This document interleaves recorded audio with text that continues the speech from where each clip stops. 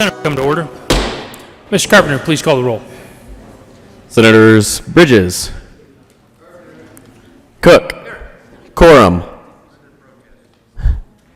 Court, Crowder, Danielson, Donovan, Finberg, Fields,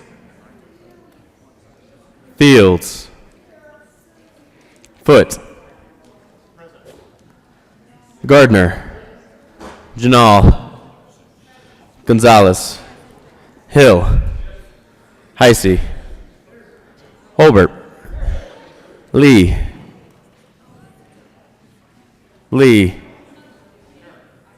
Lundeen, Marble, Moreno, Pedersen, Priola, Rankin, Rodriguez, Scott,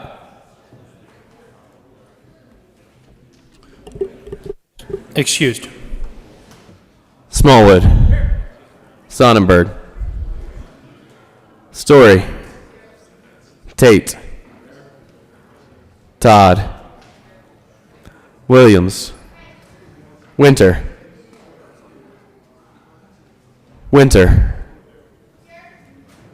Woodward, Zenzinger. Mr. President. Here. With 34 present, 0 absent, and 1 excused, we have a quorum. Senator Gonzalez, would you please lead us in the Pledge of Allegiance? Thank you. Members, guests, please join me in the Pledge of Allegiance. I pledge allegiance to the flag of the United States of America and to the republic for which it stands, one nation under God, indivisible, with liberty and justice for all. Approval of the Journal. Senator Danielson. Thank you, Mr. President. I move that the reading of the Journal of Tuesday, March 12, 2019 be dispensed with and that the Journal be approved as corrected by the Secretary. You have heard the motion. All those in favor say aye. All those opposed, no. The ayes have it, and the motion is adopted. Senate Services. Correctly engrossed, Senate Bill 181. Correctly enrolled, Senate Bill 16107 and 103. Change in sponsorship. The following change in bill sponsorship will occur. Senator Foote will be added as a Senate joint prime sponsor with Senator Fenberg and Representative Becker on Senate Bill 19181.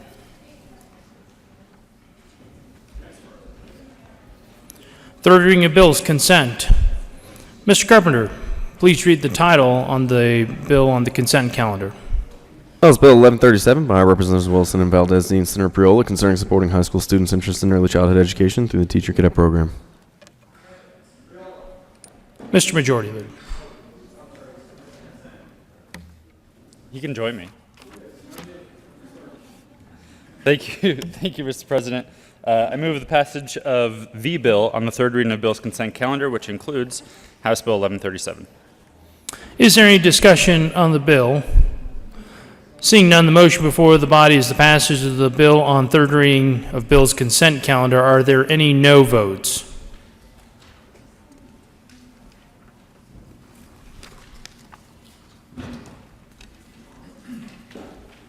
With a vote of 34 ayes, 0 noes, 0 absent, and 1 excused, House Bill 1137 is passed. Co-sponsors: Senators Court, Bridges, Story, Todd, Janal, Heisey, Rankin, Tate, Quorum, Moreno, Foote, Pedersen, Fields, Williams,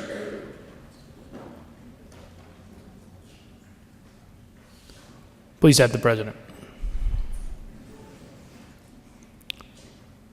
Third reading of bills. Mr. Carpenter, please read the title to Senate Bill 168. Senate Bill 168 by Senators Lee and Gardner and Representatives Weissman and Harrod concerning implementation of the recommendations of the Committee on Legal Services in connection with legislative review of rules of state agencies. Senator Gardner. Thank you, Mr. President. I move Senate Bill 168 on third reading and final passage. Is there any further discussion on Senate Bill 168?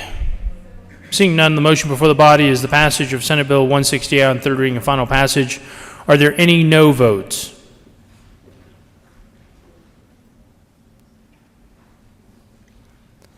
With a vote of 34 ayes, 0 noes, 0 absent, and 1 excused, Senate Bill 168 is passed. Co-sponsors.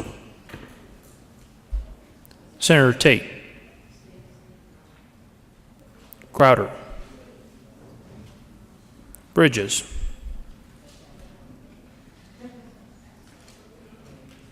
The Minority Leader. Mr. Carpenter, please read the title to Senate Bill 148. Senate Bill 148 by Senators Heising and Sonnenberg and Representatives Valdez and Catlin concerning the continuation of the Seed Potato Advisory Committee in connection with implementing the recommendations contained in the 2018 Sunset Report by the Department of Regulatory Agencies.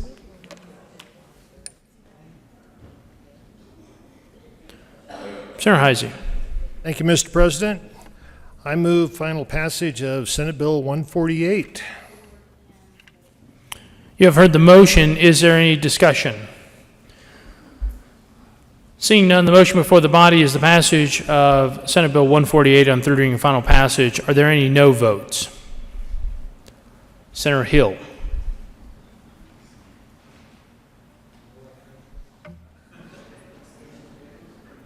With a vote of 33 ayes, 1 no vote, 0 absent, 1 excused, Senate Bill 148 is passed. Co-sponsors. Senators Bridges, Janal, Crowder, Moreno, Woodward, Todd, Quorum, Tate, Briola. Please add the president. Mr. Carpenter, please read the title to Senate Bill 147. Senate Bill 147 by Senators Heising and Sonnenberg and Representatives Valdez D. and Catlin concerning the continuation of the Seed Potato Act in connection therewith, implementing the recommendations contained in the 2018 Sunset Report by the Department of Regulatory Agencies.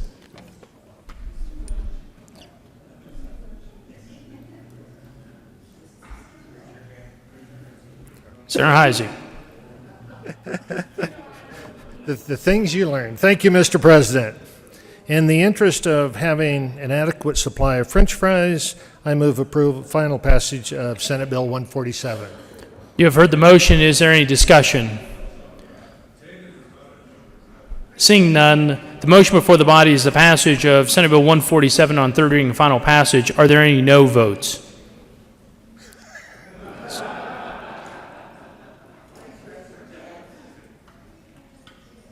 Senator Hill.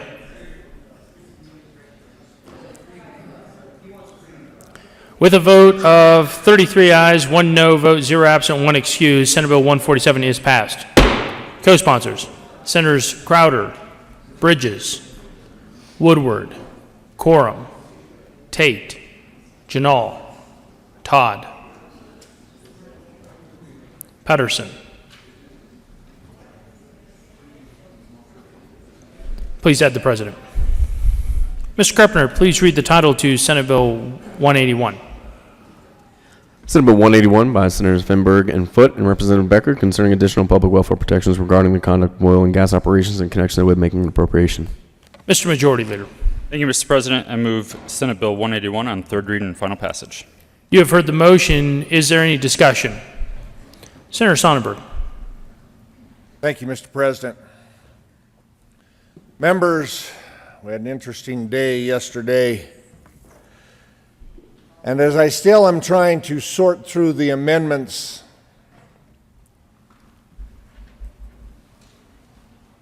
I would still argue we have a terrible bill for an industry. We have a bill which, whether you want to agree or not, will shut down production. And here's how this works. If you are familiar with how business works, if there is uncertainty, if there is some sort of delay in a permitting process while we're doing rulemaking or we don't know what those rules are going to be, any smart investor is not going to move forward until they have that certainty. Now, if it takes the 19 months that it took in 2007, that'll be devastating. If it takes half that time, it will be devastating. But any smart businessman is not going to invest in a community, in a state, if there is uncertainty. Now, I can tell you that there were some people yesterday that were trying to make the bill better, a couple of folks in the industry. But I can tell you what has happened is they threw the rest of the industry under the bus. There are a number of oil and gas folks, oil and gas businesses in this state that continue not to support the bill. Maybe 2 did. 2 did, 100 and some did not. I am so worried about our unintended consequences on what will happen with this bill, where we all of a sudden no longer will look at balancing regulation with production, and how that'll affect our schools, how that'll affect our water, and how that'll affect, quite frankly, the way every one of us does business. Members, I implore you to vote no on Senate Bill 181. Is there any further discussion? Senator Fields. Thank you, Mr. President, and good morning, colleagues. I stand before you as a surrogate today because of the last 2 days I had the opportunity to meet Erin Martinez. And I want to share her story because, as you know, she's not able to stand before you and address her story. But I do appreciate the passion that the senator from Fort Collins mentioned as it relates to what happened in Firestone. I'm here to share her story. I'm here to share the innocent lives that were lost in that tragedy, in that explosion. She lost her husband, and she lost her brother. I'm going to try to recall exactly the series of events that happened to her. She's been down here for the last 2 days supporting this bill because she believes that if these measures would be in place, then her husband would still be alive to be able to parent her 2 children. She has a daughter, and she has a son. She explained to me that she came home one day and that there was vibration going on inside the house. It was like rumbling. She went down to the basement, and when she went down to the basement, she saw that her basement had water that had consumed portions of her basement.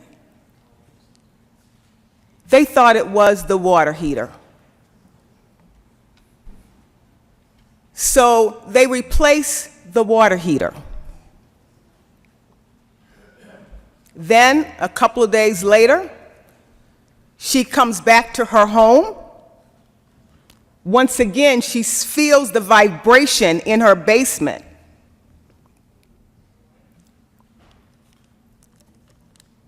And they think it's the water heater again. So they replace the water heater. They're told that maybe she needs a larger water heater, and maybe it needs an overflow, so she does that.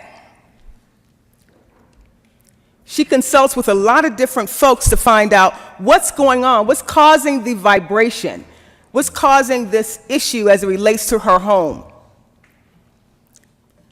So her brother and her husband are downstairs fixing the water heater. Her daughter happens to be at a school activity. She's not in the home at that time, but she's preparing to go pick up her daughter. And her son is upstairs on the top level of the home as they're trying to fix the water heater, because that's what they felt was going on. It was the water heater. She shared with me that there was no odor as relates to the gas leak. I'll get to the end of the story pretty soon, but she said there was no sense of any odor as related to the gas leak. She talks about buying this home that was supposed to be her dream home. No one told her that there was pipelines around there. And she asked her, what about the property or the across the street or in the area? She says, it's just going to be open space. She had no idea that there was some gas lines there. They never told her. Her realtor never told her. The county commissioners never told her. Whatever was going around in her community as it relates to pipes and drilling and whatever was going on there, she had no idea that her family would be at risk. She had no idea. So her brother and her husband are fixing this water heater. She goes upstairs. The dog is trying to get inside the house. And as she opens the screen door to let the dog in, the explosion happens. In the midst of that explosion, she is just thrown up in the air, who knows how many feet. She is consumed with all of this debris and rubble. She's buried in all this rubble. Somehow, her son escapes. He jumps out of a window. And as he jumps out of the window, he's not harmed at all. He's able to get to some workers who are nearby, construction workers. He tells them, my mom, my dad, my uncle, they're in this rubble right here. Can you help them? They're not able to pull her out of this debris. She's telling me this just 2 days ago, and I had a chance to talk to her again yesterday. I can't tell you how many burns she's experienced over her body. They couldn't pull her out, but they had some equipment. And the equipment, they used a forklift, and they were able to use that forklift to lift her up, to get her out. She was airlifted to a hospital. Her son escaped with absolutely no injuries.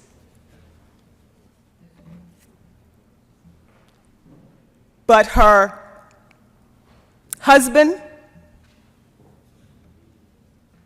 and her father, her husband and her brother lost their lives.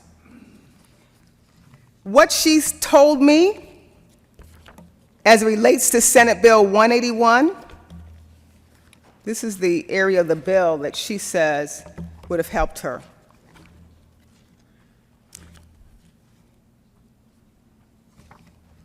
There's an area in the bill that talks about transparency, the right to know. And on page 22 of the bill, this is where she's most passionate about. Because as it relates to this kind of information about oil and gas production in wells, if she would have known this, then she probably would have made different decisions. Because of the lack of transparency, and because of not knowing this information, She lost her husband.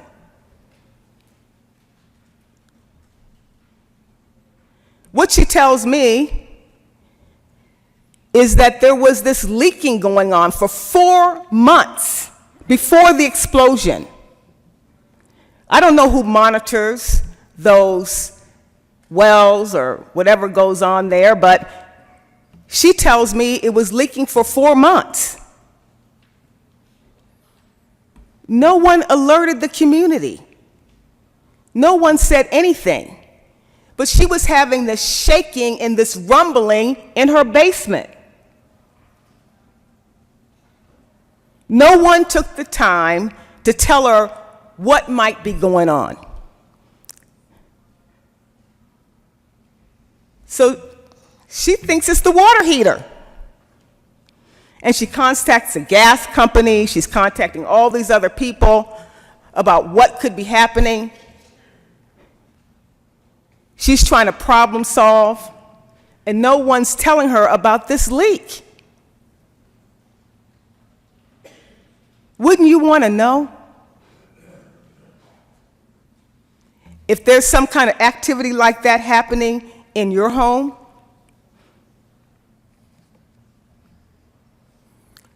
Review page 22 of the bill, starting on line 10. Senator, would the good senator from Arapahoe County like to be extended to the next 10 minutes of your time allocated? It was an odorless leak. The senator is recognized for the next 10 minutes. Thank you, Mr. President. Senator Fields, to be clear, you do have 10 more minutes. I was just giving you a friendly reminder that you have 10 more minutes. Remember, for members, you have, in third readings, under the rules, you have 2 times to speak at the well for each 10 minutes. I will always cordially ask you if you want to go into your next 10 minutes.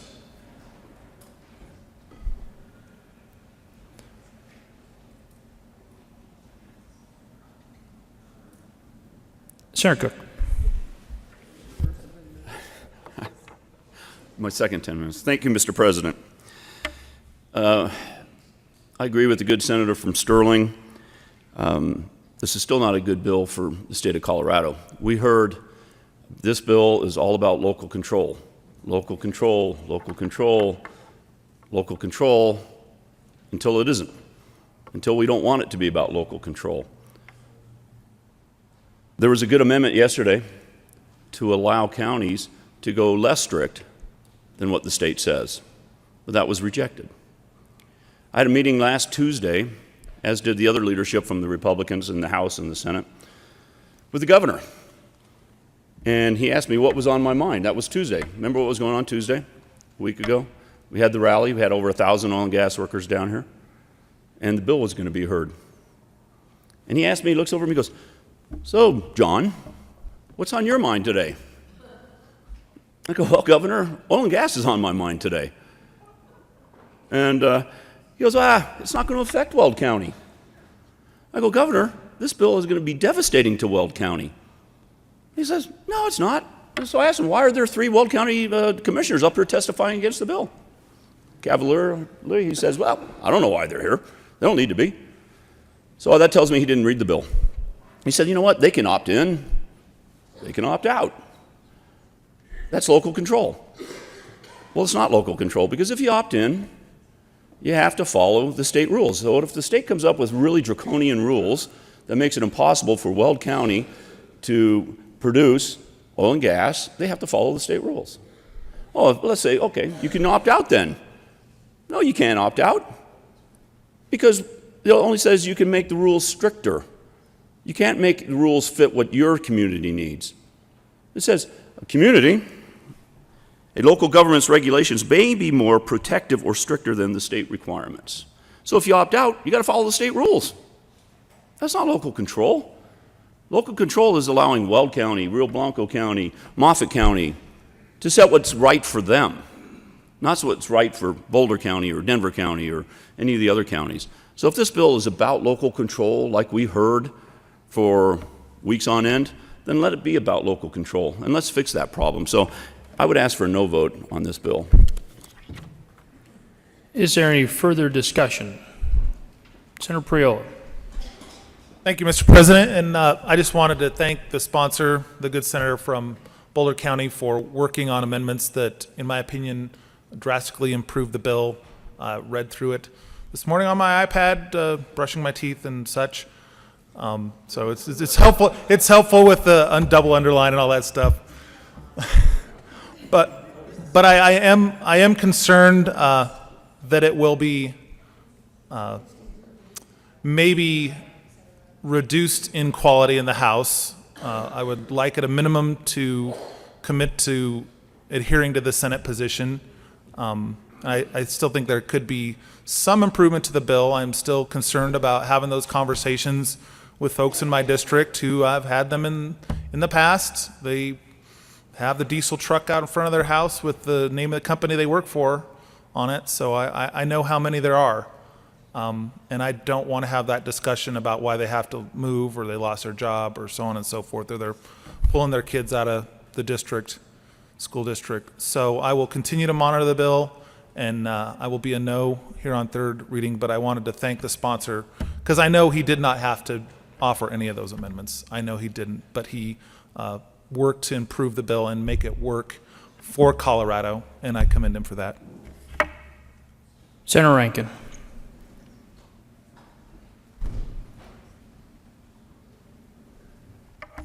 Thank you, Mr. President, and I also commend the good Senator for Boulder for working hard on the bill and actually considering amendments. However, I still feel, and all of my constituents who I represent in the leadership of the Western Slope, consider it a bill that was written for the Front Range and for perhaps just some of the counties on the Front Range.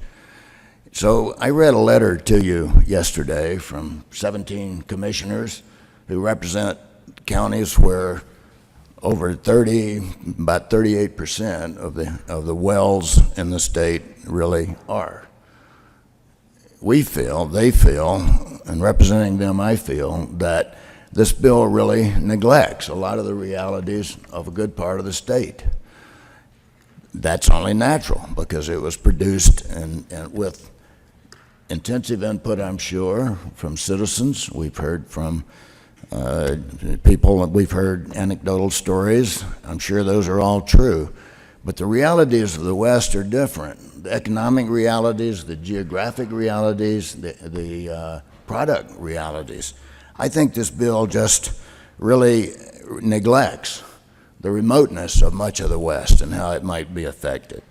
It neglects years. Garfield County has been in this production business for a long time, and this bill really neglects the years of measurement, study, and monitoring during the height of production of gas wells a few years ago. Those are well recorded, and we went through those with you in some detail yesterday. So it neglects the fact that gas is a marginal product. Because of the economies, the national economies of plentiful gas supplying our energy and heat for most of the nation, gas is plentiful and the margin is very low. So a little bit more regulation makes a big difference if you're a gas producer in the West. It means that you won't drill new wells. Whether or not you believe that's a reality, perception is true. And we all believe, those of us who watch the industry in the West, that we will have essentially no new drilling and production will tail off very quickly. It neglects a letter that I read you yesterday from those 17 commissioners who are very concerned about it. It neglects a long-standing relationship with the federal government. My district is 70% federal lands. We have a lot, tens of thousands of wells on federal lands. This does not address at all the relationship between who monitors, what the standards are. Those have been developed over 30 years now of experience. Where do we go with those, that interaction? So my feeling about this bill is that it should be rejected. And we should actually come up with a whole new approach that actually takes into account the whole state and all of our citizens. I know you're all sympathetic with rural Colorado. I hear it all the time. But when it comes down to real issues, are we really taking into account all of the state? So I urge you on this vote, let's reconsider our whole approach to oil and gas regulation that actually takes into account all of our citizens. Senator Crowder.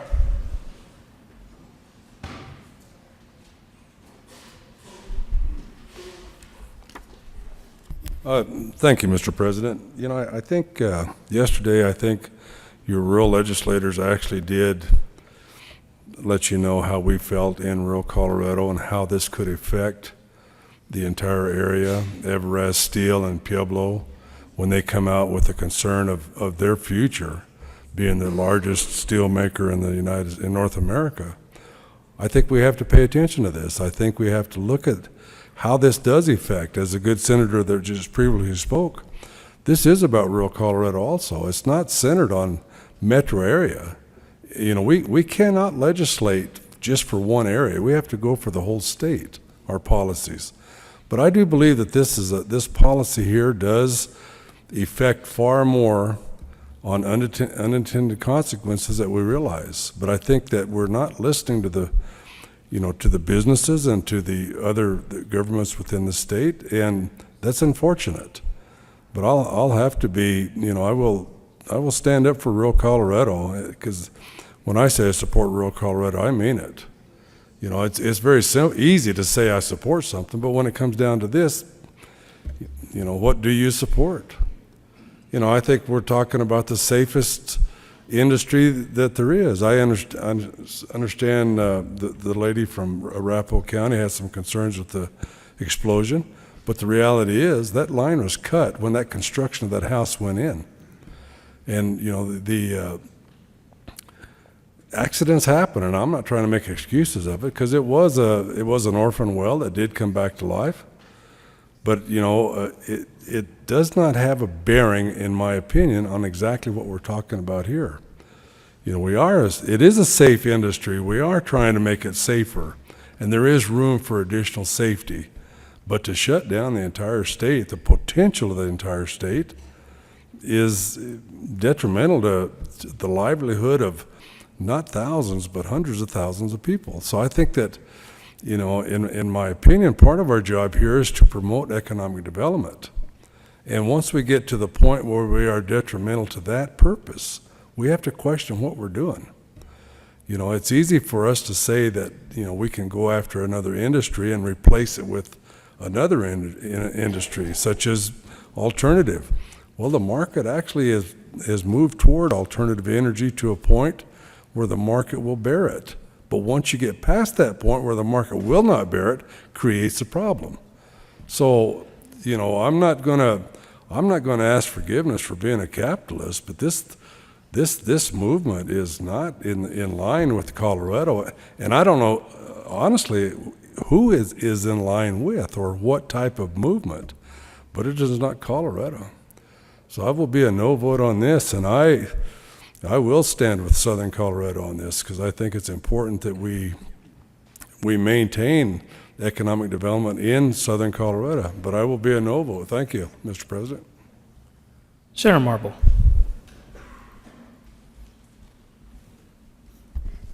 Thank you so very, very much, Mr. President. I just want to make sure and make clear that everybody knows that there is nothing in this bill that improves what we did to address the problems that happened a few years ago in Firestone. We addressed 811. We did the orphan well, capping funding, and no one grieved for that incident more than those people who lived in Firestone and in Weld County. That community came together, and they talked and they cried.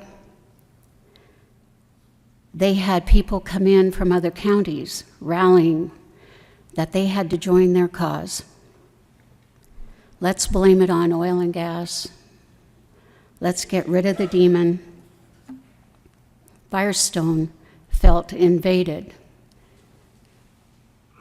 and it became a politicized event.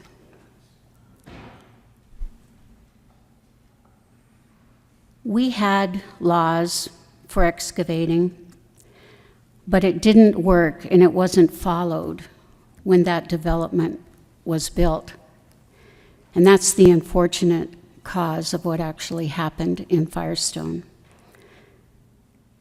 This had nothing to do with fracking or what's in this bill and what it addresses. That is actually now, instead of just having the explosion to deal with, they've got to figure out how to recover and how to get over the economic devastation that this bill is going to have on their county.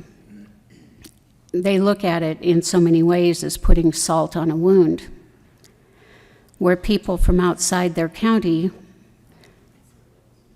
can actually come and dictate to them how they want their Weld County people to act and live.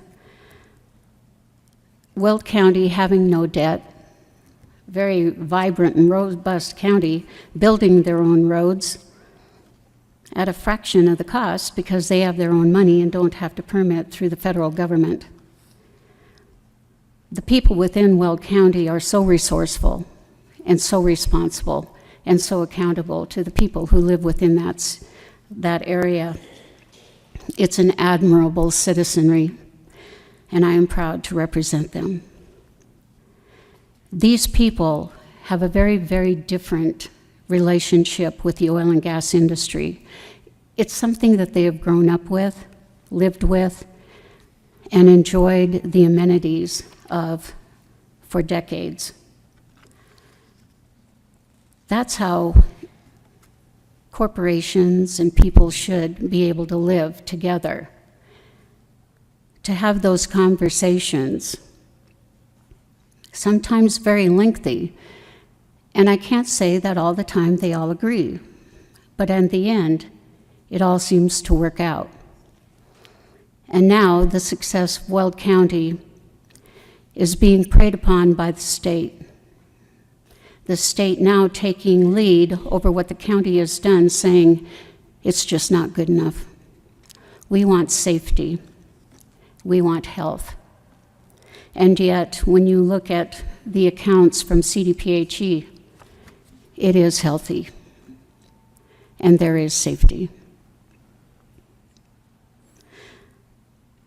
We will always mourn the Martinez family, and Firestone will never forget what happened, but they will also never forget what really caused this event. And I don't think they will ever forget that this has been so politicized in a different way, an unintended way for what Firestone wanted. And their love for the Martinez family and coming together, that's Weld County.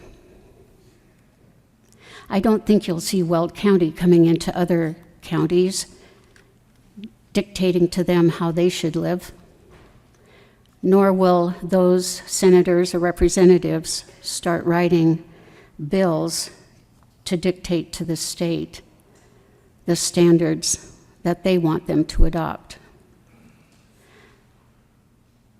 I am an impassioned no on 181 for the salt in the wound that this pours, for more devastation on what has been so poorly and inaccurately politicized.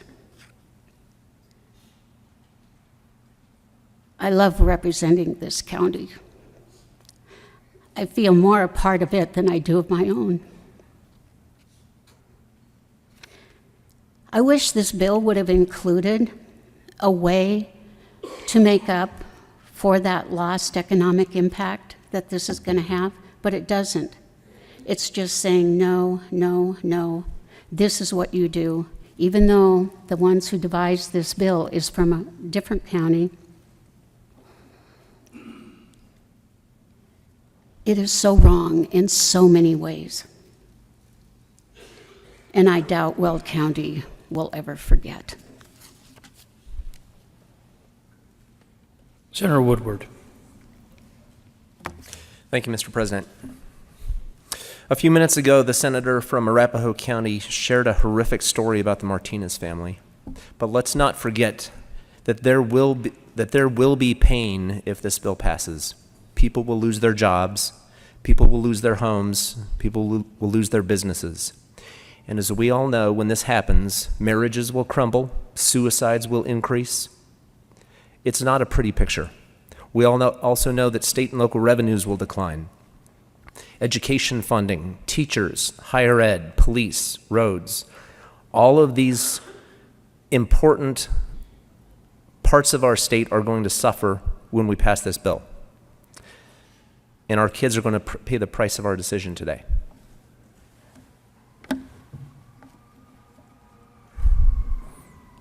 Senator Tate.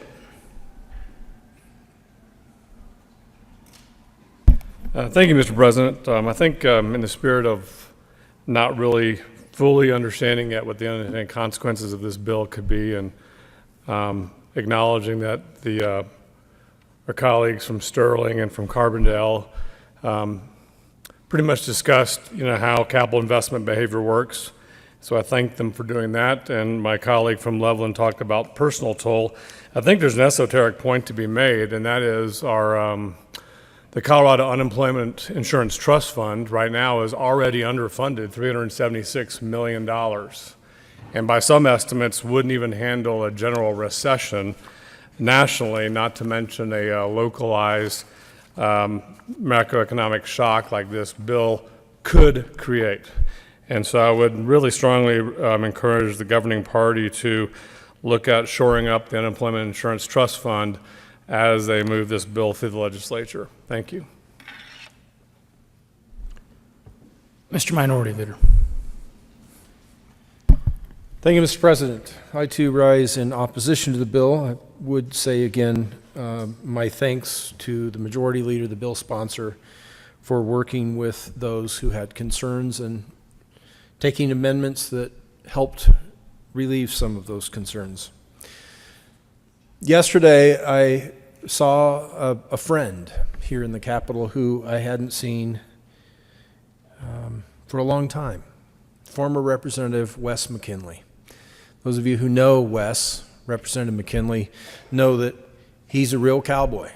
The weathered face and the worn hands. Some of us look completely out of place if we try to wear a cowboy hat. Wes is just the opposite. I think he was born with one on, and I imagine he'll go to the grave with one. We had an opportunity to talk not about big oil, but little oil. The people who live out in his part of southeast Colorado who have found a way to live where nothing much grows, and there's not much of an economy. But people who live in a place they love and embrace the scenery eventually found something underneath their property, mineral rights, maybe a little well and a little income, and allows them to stay on the land in the place that they live. Representative McKinley defended those people when the U.S. government wanted to take their property and use it for a different purpose. He cares a lot about them. He's gotten in fights here in the Capitol about where those people are buried. He cares about those people, and he cares about those communities. And Representative, if you're watching, if you're listening, at some point you hear these comments, just remember, sir, you made a difference for me, not talking about billions and billions of dollars and big oil,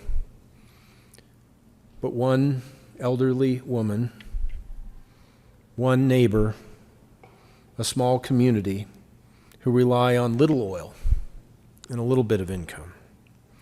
Will this bill shut down that? I would not go so far as to say yes, but it certainly will limit the ability of that next member of that community to be able to put a hole in the ground and have that little bit of income and stay in the community that he or she loves. Members, I think I've shared my story, my experience of the late 80s. My wife and I were married in '86. We bought a little house in southeast Denver, and within a couple of years, half of our development approximately was in foreclosure. That was not the foreclosure boom of 10 years ago. That was 30 years ago. And that was primarily due to an oil and gas bust. We are a state that is cyclical. Bust, boom, boom, bust.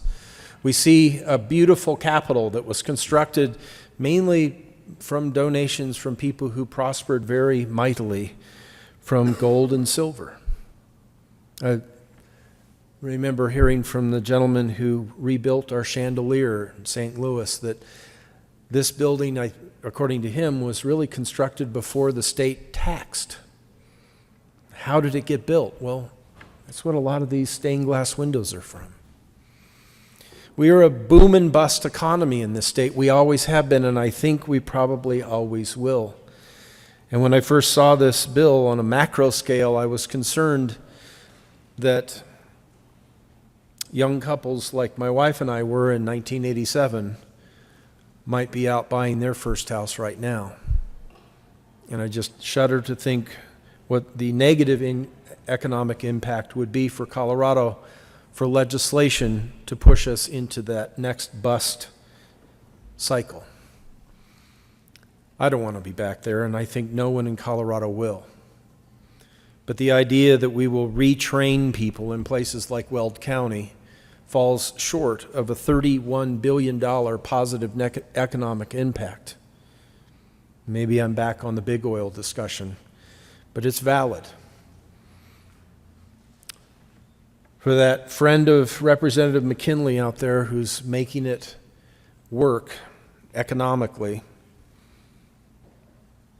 out there in southeast Colorado and relying on little oil, and for the tens of thousands of people to come to work every day in these high-rise buildings in downtown Denver, where I'm told upwards of 40% of that space can be attributed back to the oil and gas industry, directly or indirectly. In the late 80s, when that oil and gas bust occurred, a lot of those buildings emptied out. And that meant a lot of houses in suburban Denver, not in Weld or Mesa, but in Denver and Jeffco and Arapahoe and Douglas, more so in Douglas today than then, went on the market, and there weren't people to buy them, and property values fell through the floor. Unemployment went up. I'm not here to make accusations. I'm not here to say that this bill will put us there, but I am here to say that I'm concerned about the economic impacts of this bill and respectfully ask for a no vote. Thank you, Mr. President. Is there further discussion on Senate Bill 181? Mr. Majority Leader. Thank you, Mr. President. I want to thank everybody in this chamber for their work and blood, sweat, and tears and pain and suffering that went into the debate and the discussion over this bill over the last week or so. I want to clarify just a couple of things. I'll be brief because I think much has been said over the last few days.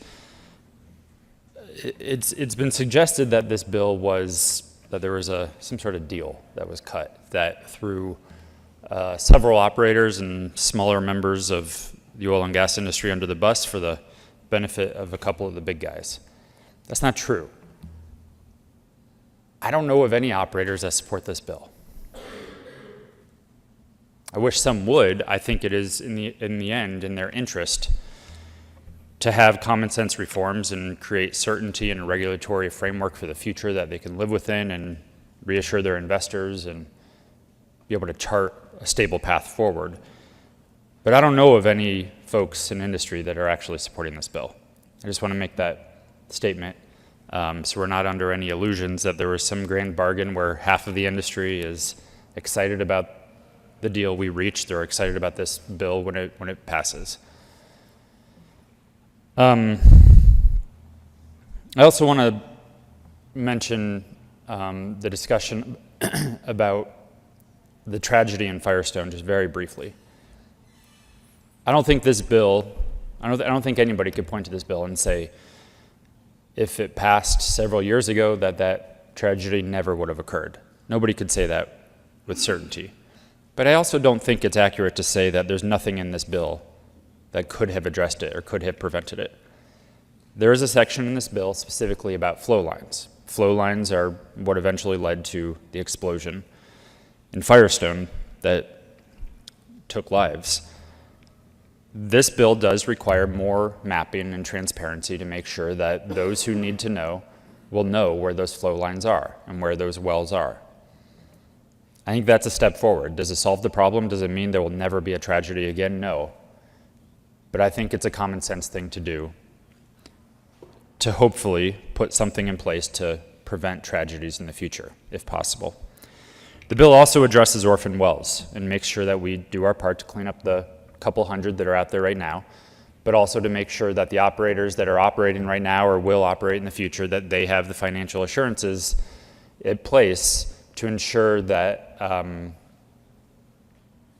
they actually won't be able to walk away and that they will be able to have the money and the resources set aside to clean up whatever they need to clean up to prevent future orphan wells from dotting the state. There's also a piece in this bill about what types of regulations we should have in place when a flow line is turned back on after it has been turned off for a while. My understanding is the flow line in Firestone, where I'm not going to place blame or point fingers. I think that's for others to do, and in a lot of ways, I don't think it helps anybody. But there was a flow line that was off, and then it was turned back on. And that's what led to the leak that accumulated in the basement that then eventually led to an explosion. This bill requires rulemaking to do things like pressure testing, to decide when the state should do an inspection on a flow line or a well that's been shut or turned off and then is turned back on after a period of time. If that happened, it would have prevented the Firestone tragedy. Just because we have the law doesn't mean it would have been followed.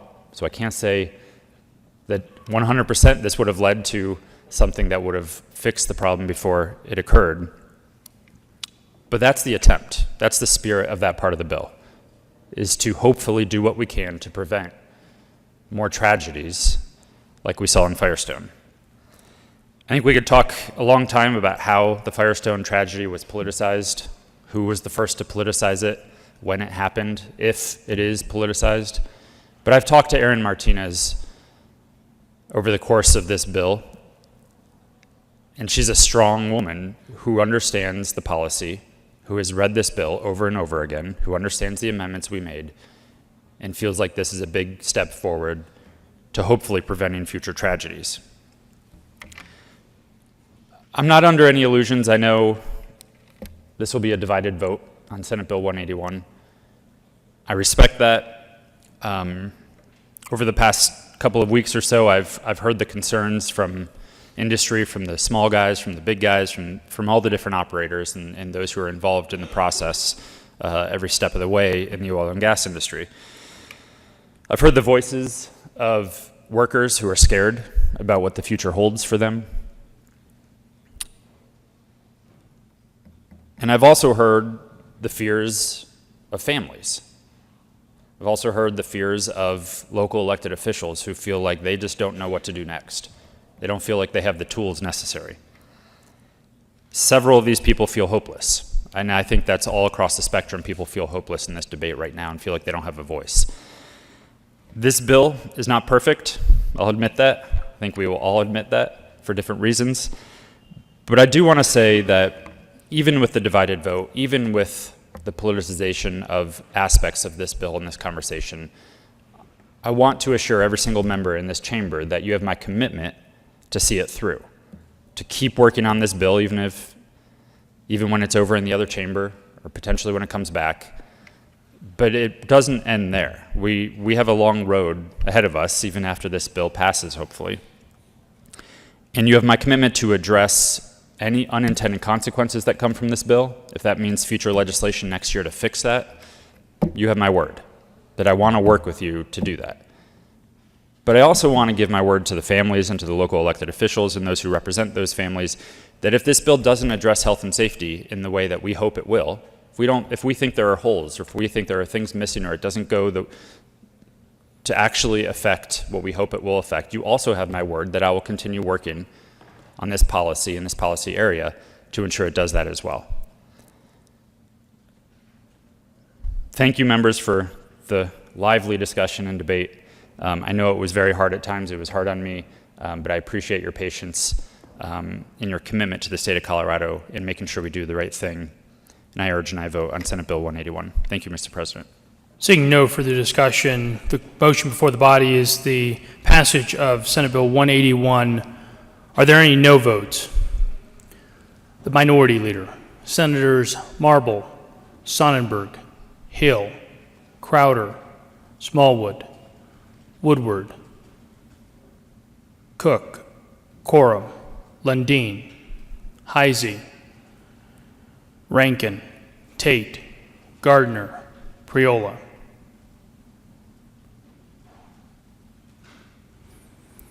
With a vote of 19 ayes, 15 no votes, 0 absent, and 1 excuse, Senate Bill 181 is passed. Co-sponsors: Senators Moreno, Gonzalez, Winter, Lee, Story, Williams.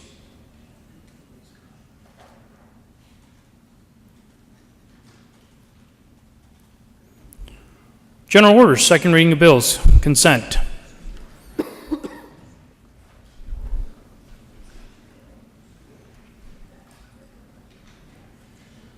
Senator Gonzalez. Thank you, Mr. President. I move the Senate resolve itself into the Committee of the Whole for consideration of general orders, second reading of bills, consent calendar.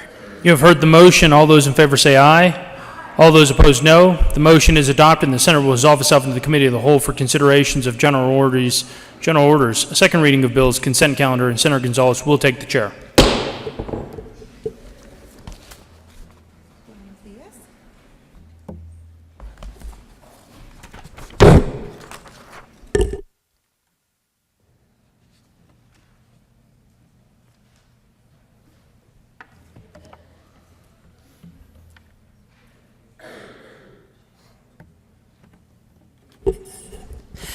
Buenos dias. The committee will come to order and the court roll is relaxed. Will the clerk please read the title of all of the bills on the general order, second reading of bills, consent calendar? Majority Leader Fenberg. Sorry.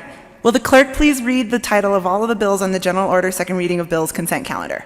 House Bill 1001 by Representative Kennedy and Senators Moreno and Rankin concerning hospital transparency measures required to analyze the efficacy of hospital delivery system reform and incentive payments. House Bill 1068 by Representative Art and Senator Moreno concerning the elimination of the requirement that the State Board of Health comply with certain statutory requirements concerning the preparation of operational planning functions as if the State Board were the Executive Director of the Department of Public Health and Environment. House Bill 1041 by Representative Buckner and Senator Rodriguez concerning the prevention of human exposure to surgical smoke during surgery at certain licensed healthcare facilities. Senate Bill 1 by Senator Garcia and Representative Monteo concerning the expansion of the medication-assisted treatment expansion pilot program in connection with shifting administration of the program from the College of Nursing to the Center for Research into Substance Use Disorder Prevention, Treatment, and Recovery Support Strategies, expanding the counties that may participate in the program, extending the duration of the program, and increasing the funding for the program. Senate Bill 64 by Senator Lee and Representative Weissman concerning retention of criminal justice programs funding. Senate Bill 65 by Senator Garcia and Representative Exum concerning the creation of a peer health assistance program for emergency medical service providers. Senate Bill 94 by Senators Lundin and Todd and Representative Garnett concerning the Legislative Interim Committee on School Finance. Majority Leader Fenberg.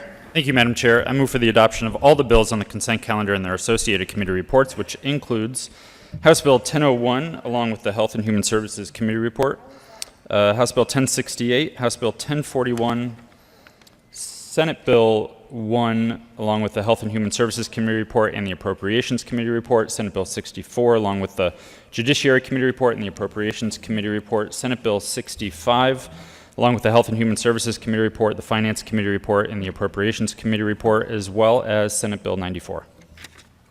Is there any discussion on any of the committee reports on the consent calendar? The motion before the body is the adoption of all the committee reports on the general order second reading of bills consent calendar. All those in favor say aye. Opposed, no. The ayes have it and the committee reports are adopted. Is there any discussion on any of the bills on the consent calendar? The motion before the body is the adoption of all of the bills on the general order second reading of bills consent calendar. All those in favor say aye. Opposed, no. The ayes have it and the bills are adopted. Majority Leader Fenberg. Thank you, Madam Chair. I move the committee rise and report. The motion is for the committee to rise and report. All those in favor say aye. Opposed, no. The ayes have it and the motion is adopted. The committee will rise and report.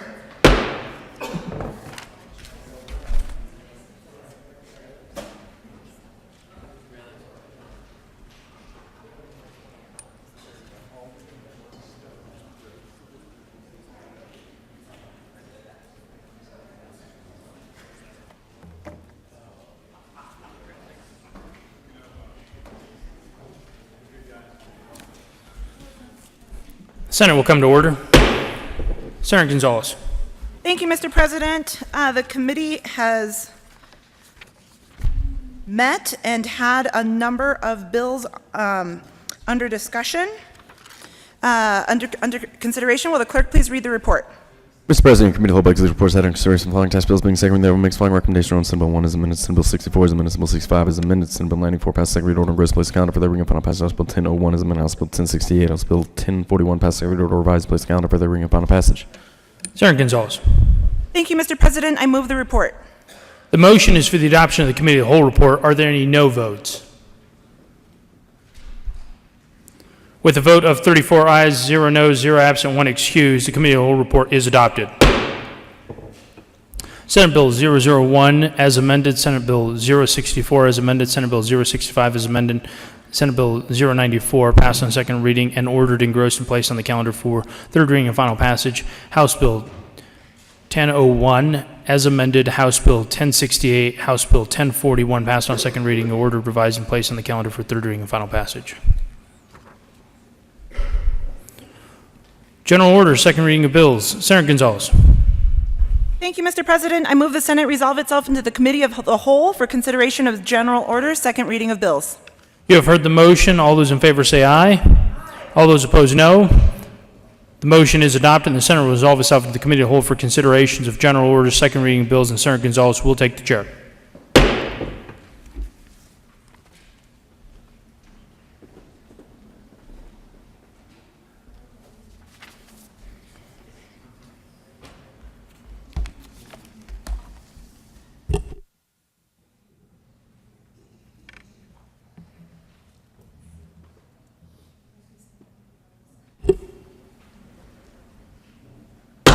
The committee will come to order and the court rule is relaxed. Will the clerk please read the title to House Bill 1172? House Bill 1172 by Representative Weissman, Senators Gardner and Cook, concerning an organizational recodification of Title 12 of the Colorado Revised Statutes in connection therewith, limiting substantive changes to those that conform similar provisions to achieve uniformity, eliminate redundancy, or allow for the consolidation of common provisions, or that eliminate provisions that are archaic or obsolete.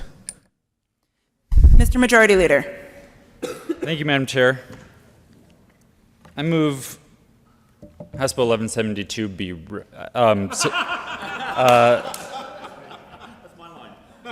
I move House Bill 1172 lay over until tomorrow, Thursday, March 14th, 2019. The motion is to lay over House Bill 1172 until Thursday, March 14th, 2019. All those in favor say aye. Opposed, no. The ayes have it. House Bill 1172 will lay over until Thursday, March 14th, 2019. Will the clerk please read the title to Senate Bill 182? Senate Bill 182 by Senators Williams and Gonzalez and Representative Arden Benavidez concerning the repeal of the death penalty by the General Assembly. Mr. Majority Leader. Thank you, Madam Chair. I move Senate Bill 182 lay over until Thursday, March 14th. The motion is to lay over Senate Bill 182 until Thursday, March 14th, 2019. All those in favor say aye. Opposed, no. The ayes have it. Senate Bill 182 will lay over until Thursday, March 14th, 2019. Will the clerk please read the title to House Bill 1113? House Bill 1113 by Representative Robertson, McLaughlin, and Senator Donovan concerning the protection of water quality from adverse impacts caused by mineral mining. Senator Donovan. Thank you, Madam Chair. I move House Bill 1113 and the associated committee reports. To the committee report, Senator Donovan. Thank you, Madam Chair. We did address some concerns about reclamation from the industry and my colleagues on the board in the Agricultural and Natural Resources Committee. Thank you. Is there any further discussion? Seeing none, the motion is the adoption of the Agricultural and Natural Resources Committee report. All those in favor say aye. Aye. Opposed, no. The ayes have it, and the report is adopted. To the bills, Senator Donovan. Thank you, Madam Chair.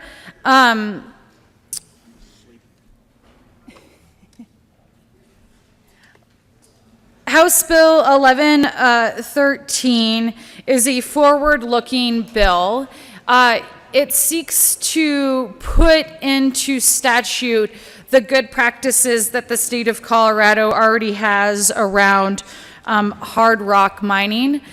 Let me just highlight two aspects of this bill, and then I believe that some of my colleagues have comments on it as well.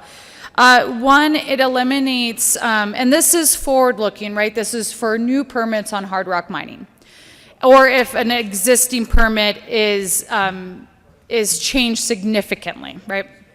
So it eliminates self-bonding, which is something that Colorado is already doing, and most Western states are. You'll hear some conflicting testimony on this. Other states still have in statute the ability to self-bond, but few do it in practice. Why don't we really use self-bonding anymore with hard rock mining? Well, the challenge is that self-bonding, of course, links the ability for us to react to emergencies with the existence of the company. And also, often we find that when emergencies are critical and acute, the business has often gone out of existence. So a self-bond is a hard way to say that we're going to plan for the environmental stability of the areas around our hard rock mining. It also says if you are a hard rock mine and you're going to impact a riparian area, we don't want you to have an indefinite water treatment plan, a water treatment plan that says, hey, we're just going to do this forever. That is not something that the state of Colorado has said that we are comfortable with, because that's a pretty high bar to realistically say that's a good way to treat our rivers, right? That we will just indefinitely, without an end date, through infinity, just treat water, and that's our plan to make sure that the hard rock mine doesn't impact the water quality of the surrounding areas. Mining has a really important legacy in Colorado. This is not meant to imply that mines across the state have not been good partners in water quality. Many of them are. Many mining companies have been great community partners and are the driving economies. But this does just say what the state has been doing. Let's go ahead and put that in statute, because what it does is, regardless of the administration or the political leanings of the day, it lets us know at least how we're going to treat reclamation, self-bonding, and water quality. So I will end there and give the mic up to any of my colleagues who would like to address this bill. Thank you, Madam Chair. Thank you. There is an amendment on the desk. Mr. Carpenter, will you please read Amendment L005? Amendment L005, House Bill 1113 by Senator Quorum. Thank you, Madam Chair. I would move L005. And basically, what this amendment is doing, it is providing a guardrail, a clarification. Because if you look at the definition of a technical revision, in statute is a minor change. So I think we're just putting that guardrail on to say that you can't say, because it's talking about a new amendment or a change of amendment, but a technical revision is actually only a minor change, and it is just putting in statute where DRMS will be able to say that this does not trigger any new action. Technical revisions also have to be approved by the board. Thank you. Thank you. Is there any further discussion? Senator Donovan. Thank you, Madam Chair. Let me begin by saying I appreciate my colleague bringing up this point. We did discuss it in committee, and I appreciate you giving me the amendment in advance, that consideration. I did spend some time looking into it, and let me tell you my concern on this, and I'll ask you for a no vote. We don't define technical amendment, and so I'm afraid that this creates an unintended loophole in this bill, so I ask for a no vote on L005. Is there any further discussion on Amendment L005? The motion is the adoption of Amendment L005. All those in favor say aye. Aye. Those opposed, no? No. The noes have it, and the amendment is lost. To the bill. Senator Quorum. Thank you, Madam Chair. You know, it's always unfortunate when we're not able to make a good bill better. But I do understand what we're doing, and we've talked a lot about self-bonding. And self-bonding is really not an issue. There's only one company in the state that is self-bonded. It's been self-bonded for years. It's up in the senator from Carbondale's area. It's called Exxon. They did it on their Anvil Points project, the oil shale. As you recall, that has never developed. Technology has come along. They're doing new changes. So that mining operation basically has not occurred.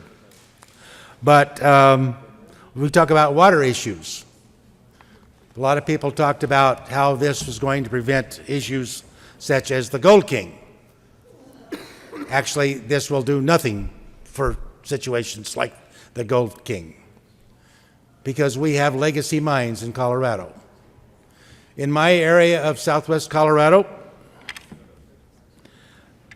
the mountain itself, the Red Mountain area, why do they call it Red Mountain? Because it's heavy in iron.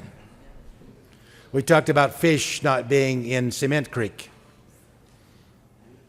Fish has never lived in Cement Creek. They never will, because we would have to treat hundreds and hundreds of square miles.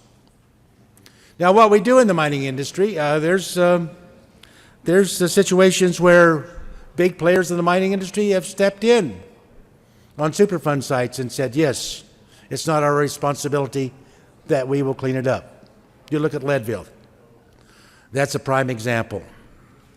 I just don't want to leave here without saying that there has been talk of criticizing, demonizing the mining industry.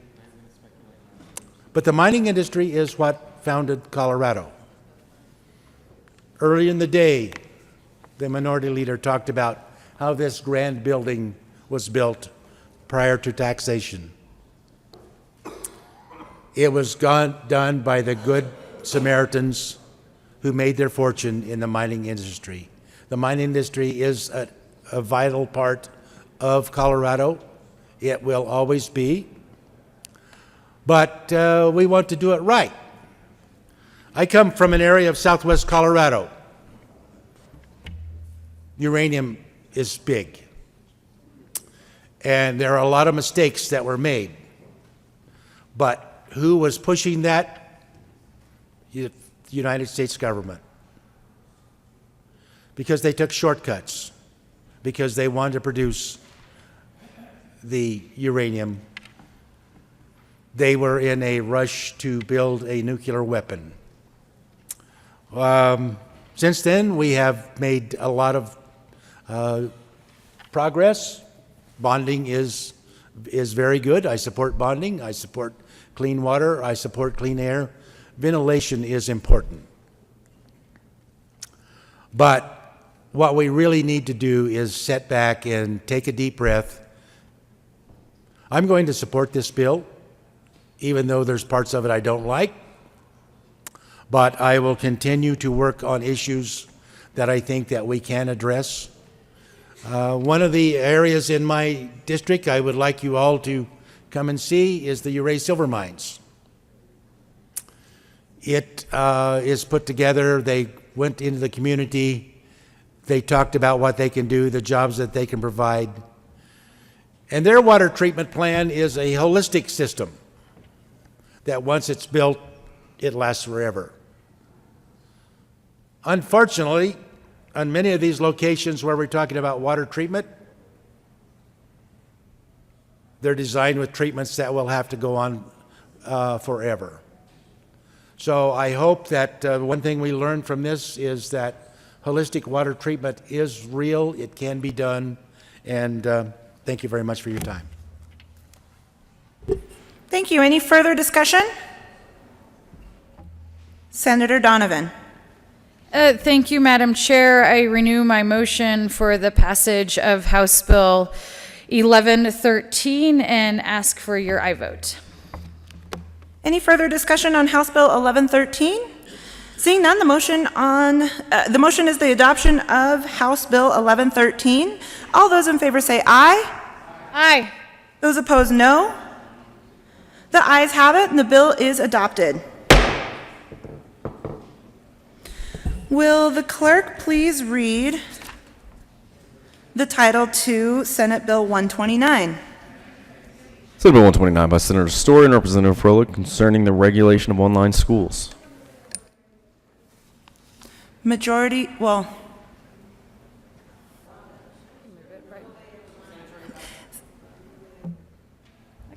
Senator Donovan. I move to lay over Senate Bill 129 to tomorrow, March 14th. Thank you, Senator Donovan. The motion is to lay over Senate Bill 129 until Thursday, March 14th, 2019. All those in favor say aye. Aye. Those opposed, no. The ayes have it. Senate Bill 129 will lay over until Thursday, March 14th, 2019.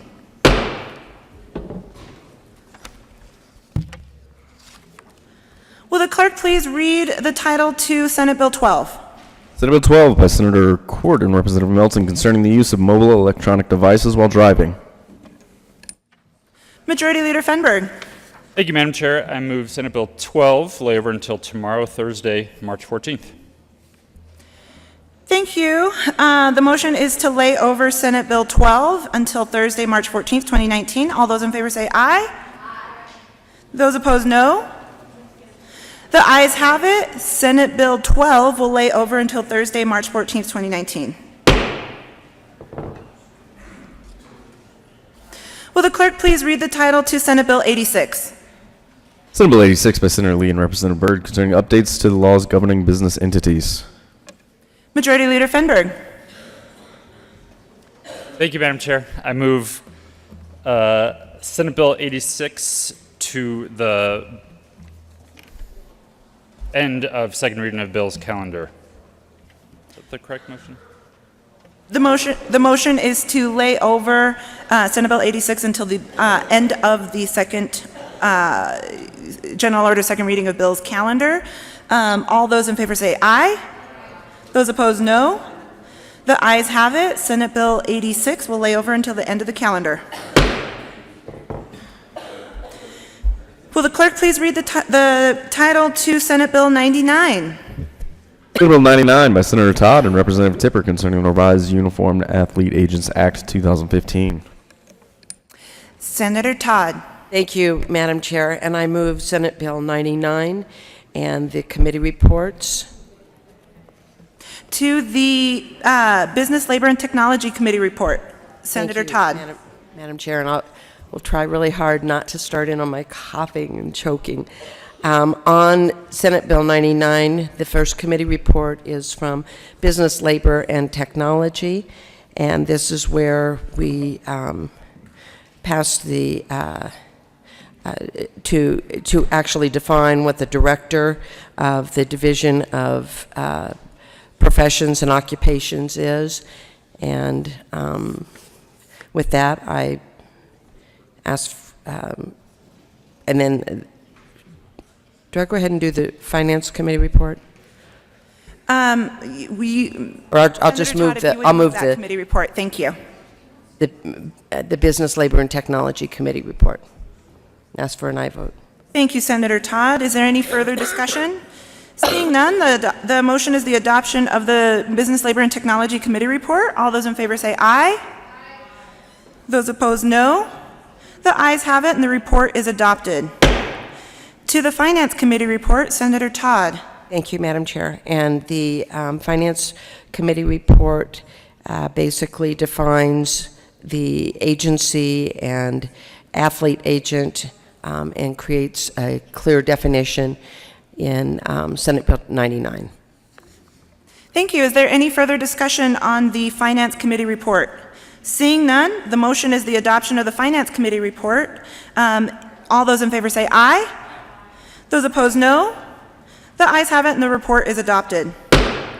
To the Appropriations Committee report, Senator Todd. Thank you, Madam Chair. And this committee report actually is a fiscal note reflecting the introduced bill as amended by the Senate Business, Labor, and Technology Committee. Thank you. Is there any further discussion? Seeing none, the motion is the adoption of the Appropriations Committee report. All those in favor say aye. Those opposed, no. The ayes have it, and the report is adopted.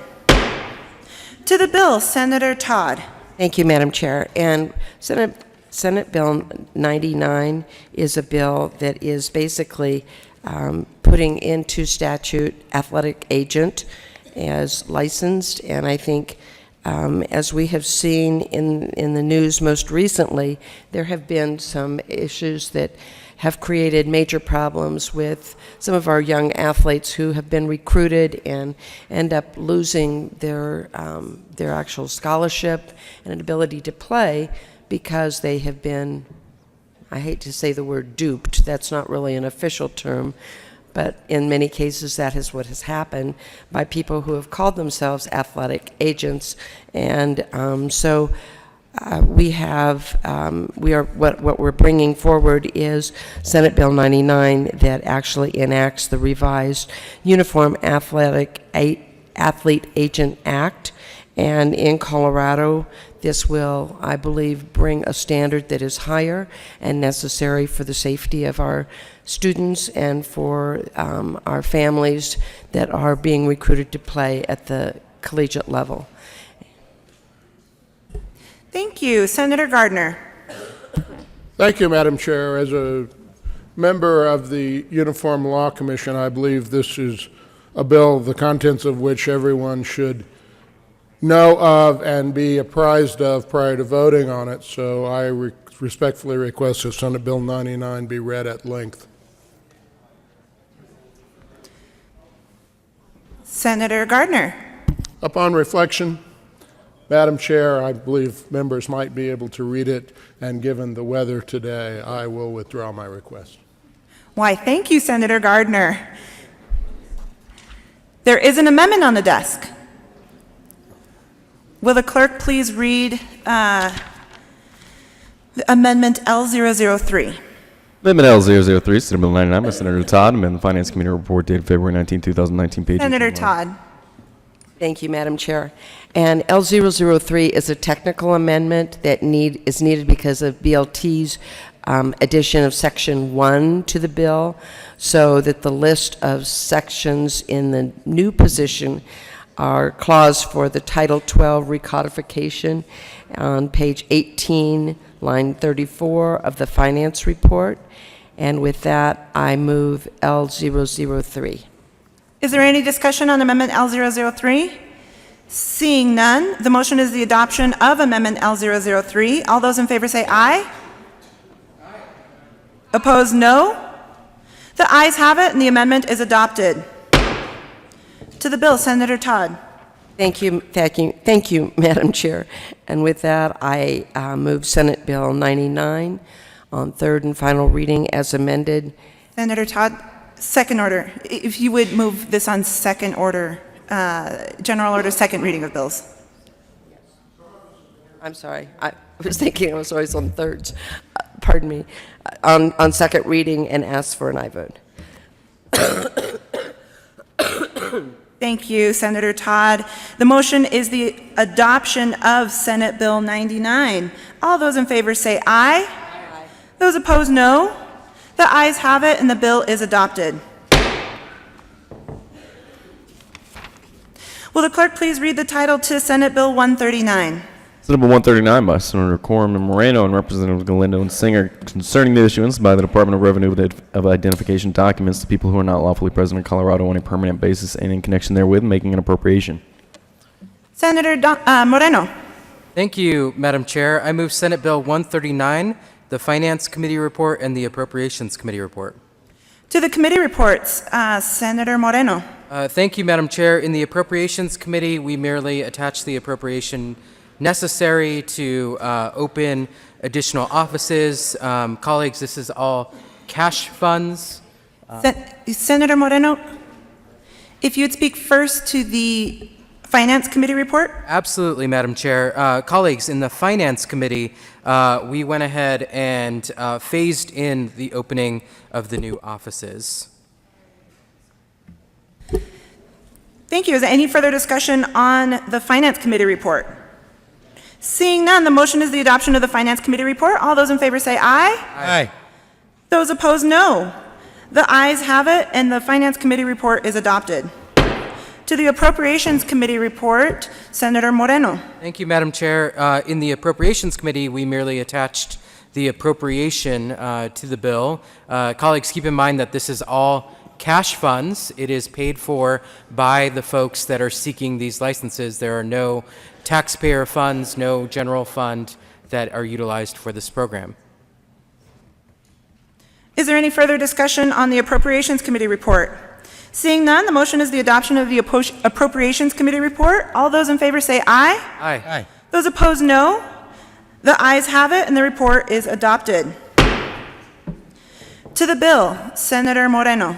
Thank you, Madam Chair. And colleagues, hearkening back to the moment of personal privilege from the senator from Aurora, what you spoke to last night, we are problem solvers in this chamber, and we fix things.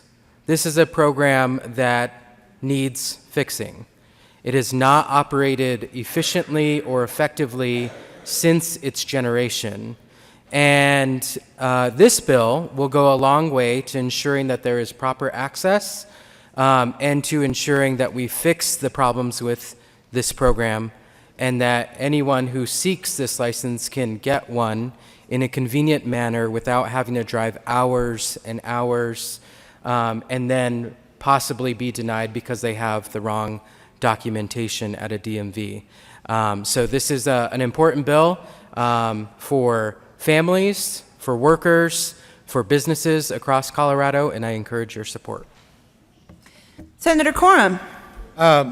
Thank you, Madam Chair, and I want to thank the senator from Commerce City for his support on this bill.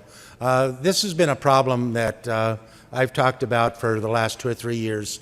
My construction workers and my farm workers. We had situations where you had to make an appointment to get your license. Many times, someone in Yuma or Sterling would have to get their appointment in Grand Junction. So they spend a day driving to Grand Junction.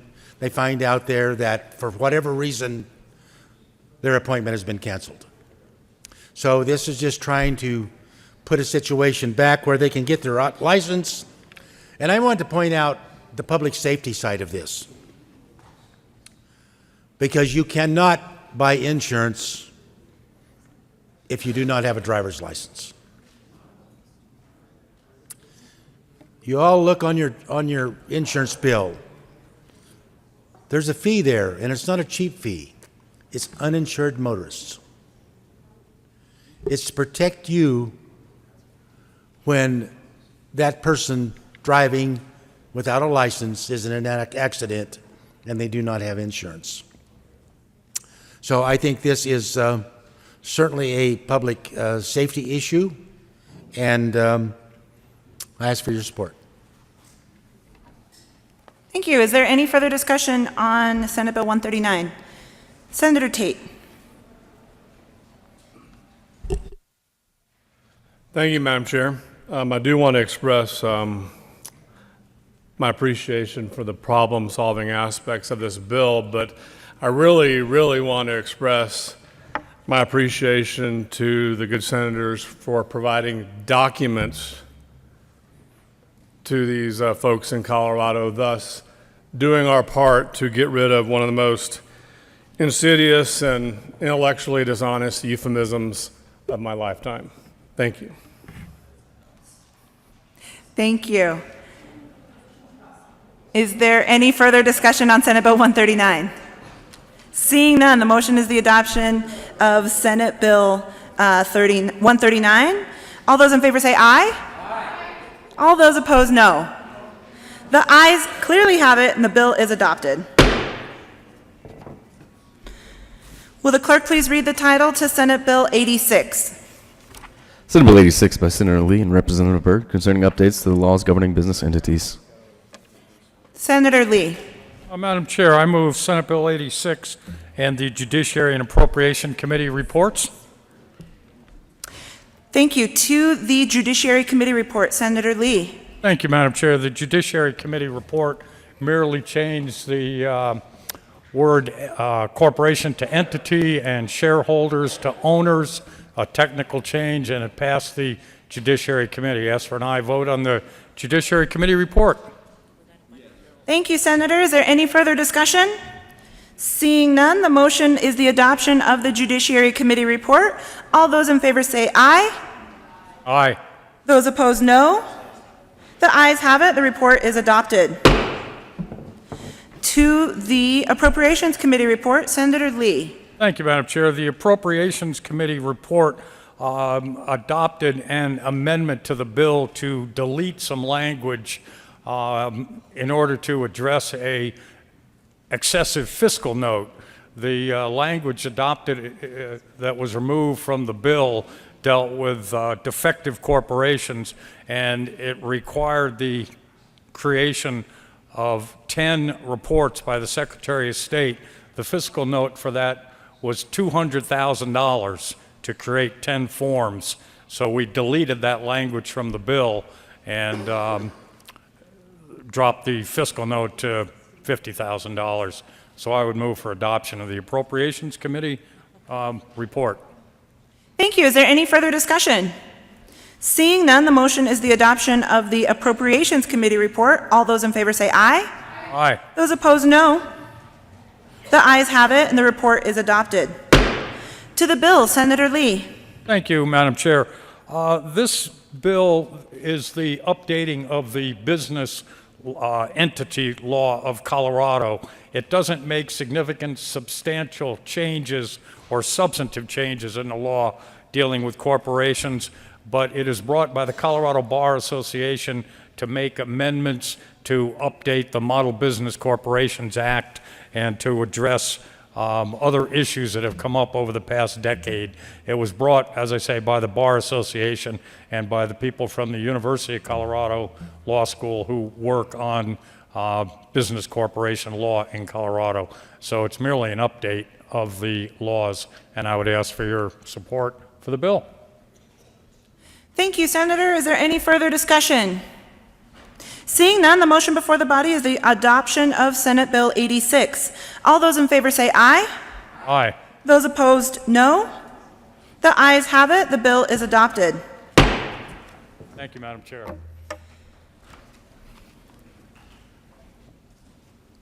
Majority Leader Fenberg.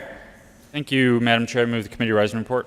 The motion before the committee is to rise and report. All those in favor say aye. Those opposed, no. The ayes have it. The committee will rise and report.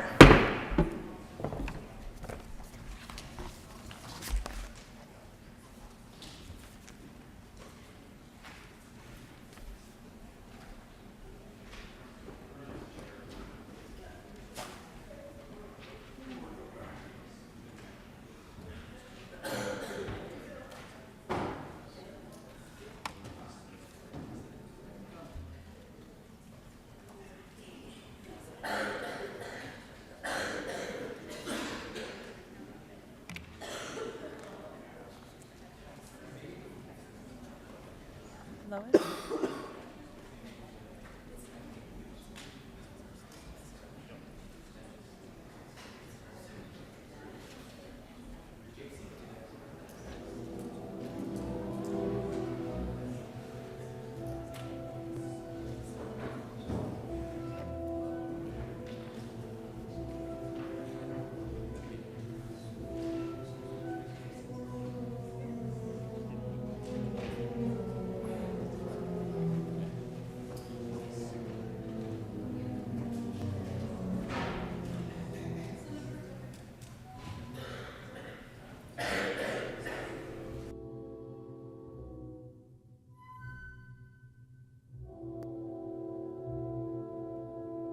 I have to say.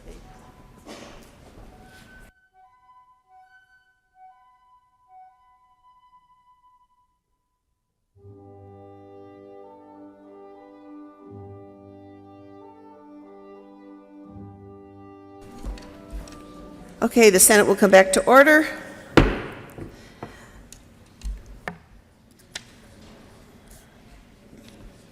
The committee, sorry, Senator Gonzalez. Thank you, Madam President. The committee has met and had a number of bills under consideration. Will the clerk please read the report? Madam President, your committee holds the reports that in consideration of following attached bills, being the second reading thereof makes following recommendations to roll on Senate Bill 99 as amended, Senate Bill 139 as amended, Senate Bill 86 as amended, pass second read order and gross place on the calendar for the reading and final passage. House Bill 1113 as amended, pass second read order, revised place on the calendar for the reading and final passage. House Bill 1172, Senate Bill 182, Senate Bill 129, Senate Bill 112, later until 3/14/19, retaining their place on the calendar. Senator Gonzalez. Thank you, Madam President. I move for the adoption of the report. The motion is the adoption of the Committee of the Whole report. There is an amendment on the desk. Will the clerk please read Amendment 001? Committee of the Whole Amendment 001, House Bill 1113. Senator Corn moved to amend the report of the Committee of the Whole to show the following Corn floor amendment L005 to House Bill 1113 did pass amendment reading gross bill page 3 line 5 after. Senator Corn. Thank you, Madam President. I thought perhaps as a problem solver, I can explain what may be a misunderstanding on the amendment L005 that I presented. So what the amendment says that a technical revision exempting that, going back to what is in statute right now, that it is a minor change. And I got to thinking about it and I realized maybe you don't understand the correct spelling, because it is a minor change, not a minor change. You know, more than once in my life, I walked away from an establishment that served adult beverages because it said no minors. So I had to really study what the word meant, but ask you for support on Cal 001. Senator Corn, please move the amendment. Thank you, ma'am. That was a minor error on my part. Madam President, I apologize. I move Cal 001. Is there further discussion? Senator Donovan.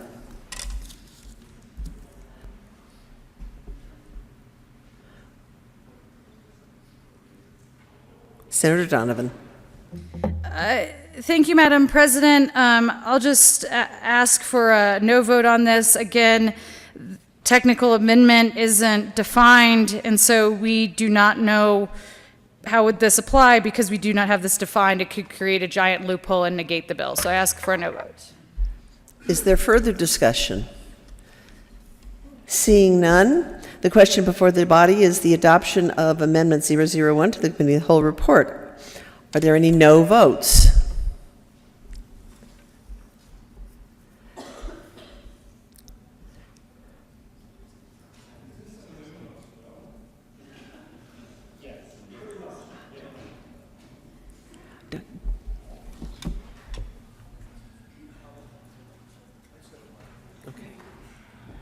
Senator Gonzalez, Senator Fenberg, Senator Fields, Senator.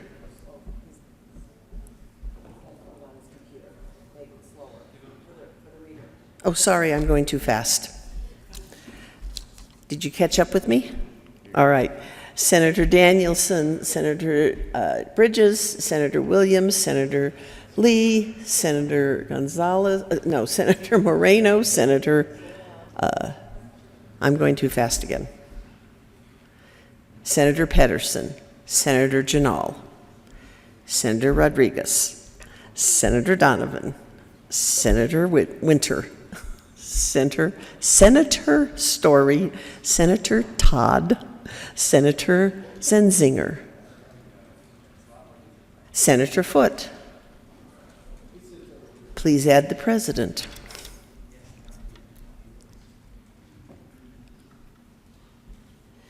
With 16 ayes, 18 noes, 1 excused, the amendment fails. The question before the body is the adoption of the Committee of the Whole report. Are there any no votes? Seeing none, the Committee of the Whole report is, with a vote of 34 ayes, 0 noes, and 1 excuse, the Committee of the Whole report is adopted.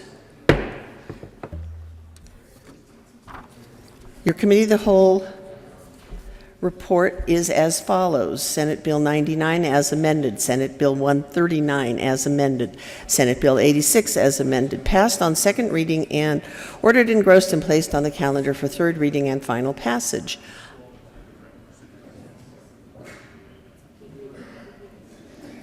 Amendment, House Bill 1113 as amended, passed on second reading and ordered, revised, and placed on the calendar for third reading and final passage.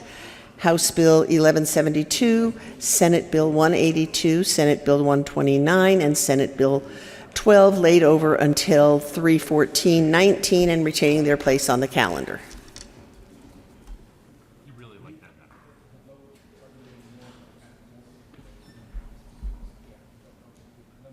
Okay. Yeah, I got it. It was just the number. You thought it was a good minor amendment?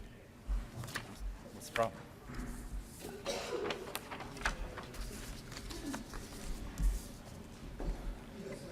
Mr. Majority Leader.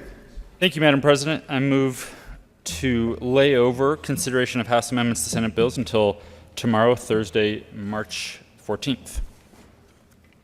The motion is to lay over the remaining consideration of House amendments until tomorrow, the 14th. All those in favor say aye. Opposed, no. The remainder of the calendar will lay over until the, whoops. Sorry, I thought it was the whole thing. I'll catch up.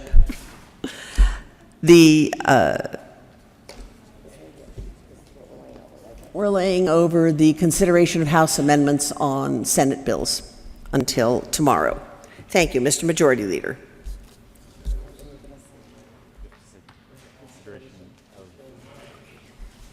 Consideration of governor's appointments, consent calendar. Members of the Board of Real Estate Appraisers.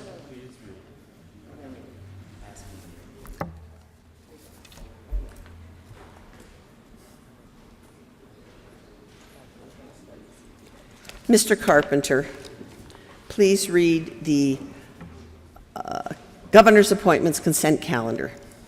Members of the Board of Real Estate Appraisers, for terms expiring July 1st, 2021, Patrice Suzanne Campbell, SRA, Grand Junction, Colorado, serve as a real estate appraiser with expertise in eminent domain matters. Appointed Joshua H. Wallet, SRA, MNAA, CDEI of Grand Junction, Colorado, to serve as a representative of appraisal management companies. Appointed Matthew J. Salazar of Centennial, Colorado, to serve as a representative of commercial banking. Appointed Members of the Colorado Water Resources and Power Development Authority for term expiring October 1st, 2022. Christopher Treese of Gilman Springs, Colorado, serves as a representative from the main Colorado Drainage Basin as a representative with experience in public health issues related to drinking water or water quality matters. Appointed Robert Edward Wolf of Durango, Colorado, serves as a representative from the San Miguel Dolores San Juan Drainage Basin and as a representative with experience in the engineering aspects of water projects. Reappointed members of the Rocky Mountain Low-Level Radioactive Waste Board for a term expiring August 31st, 2022. Jennifer Tice Opila of North Glen, Colorado, serves as the governor's designee and occasioned by the resignation of Gary W. Bauman of Lakewood, Colorado, appointed.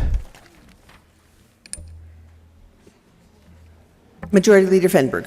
Thank you, Madam President. I move for the confirmation of all the appointments on the consideration of Governor's appointments consent calendar, including the Board of Real Estate Appraisers, the Colorado Water Resources and Power Development Authority, as well as the Rocky Mountain Low-Level Radioactive Waste Board. Is there any discussion of the motion to adopt the governor's appointments listed on the consent calendar? All those in favor say aye. What? I'm sorry, I went backwards. Are there any no votes? Seeing none, with ayes of 34, no votes, and one excused, the appointments are passed. The following personnel are confirmed. Board of Real Estate Appraisers, Patricia Suzanne Campbell, Joshua H. Wallet, Matthew J. Salazar. Colorado Water Resources and Power Development Authority, Christopher Treese, Robert Edward Wolf. Rocky Mountain Low-Level Radioactive Waste Board, Jennifer Tice Opila. Signing of bills. The President has signed Senate Bill 43 and 71. Announcements. Senator Fields. Thank you, Madam President. Members of the Senate Health and Human Service Committee, we will not be meeting in LSBB. We're going to be meeting right here in room 354, and we have 5 bills up. Thank you. We'll meet in about 15 minutes. 12. Senator Crowder. Thank you, Mr. President. On your desk, there was a invite for Civil Air Patrol for tomorrow. That, due to the weather, that has been canceled. So there will not be a CAP ceremony tomorrow due to the weather. Senator Williams. Thank you, Mr. President. Members of the Senate Business, Labor, and Technology Committee, we will meet today at 1:30 p.m. We will meet in Senate Committee Room 357. We will hear House Bill 19-1209, Senate Bill 19-155, and Senate Bill 19-188. Thank you. Senator Foote. Thank you, Mr. President. State Affairs Committee, 2 announcements. One is that we will be meeting today at 1:30 as planned for Senate Bill 54, just in a different room than usual. We're going to be in 354 instead of 357.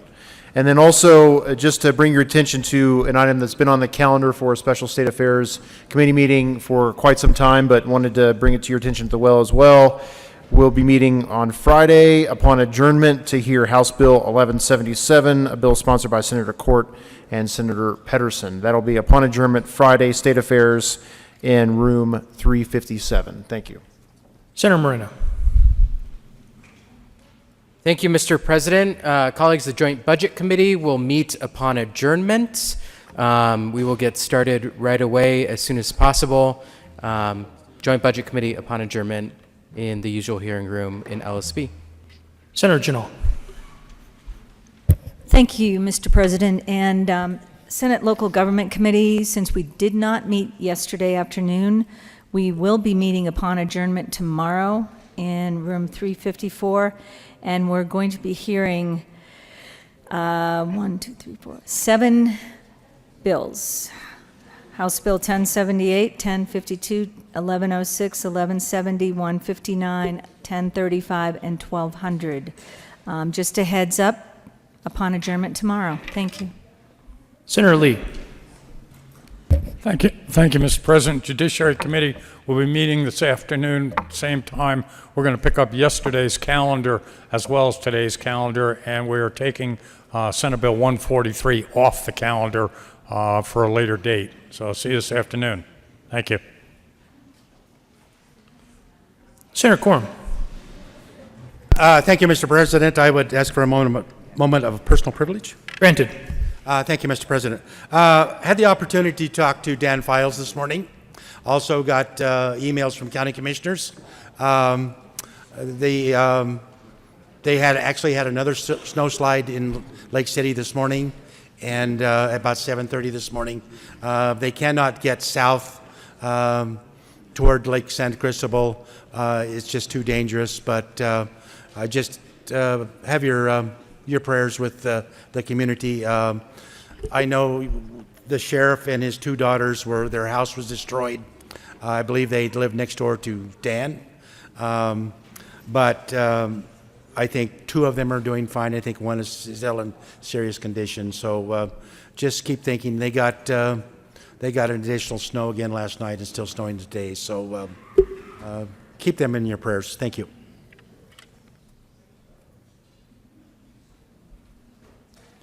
Seeing no further announcements, Mr. Majority Leader. Thank you, Mr. President. I move the Senate recess until 11:30 a.m. Members, you do not need to be here. We will just be reading bills across. Thanks. You have heard the motion. All those in favor say aye. All those opposed, no. Senate will stand in recess.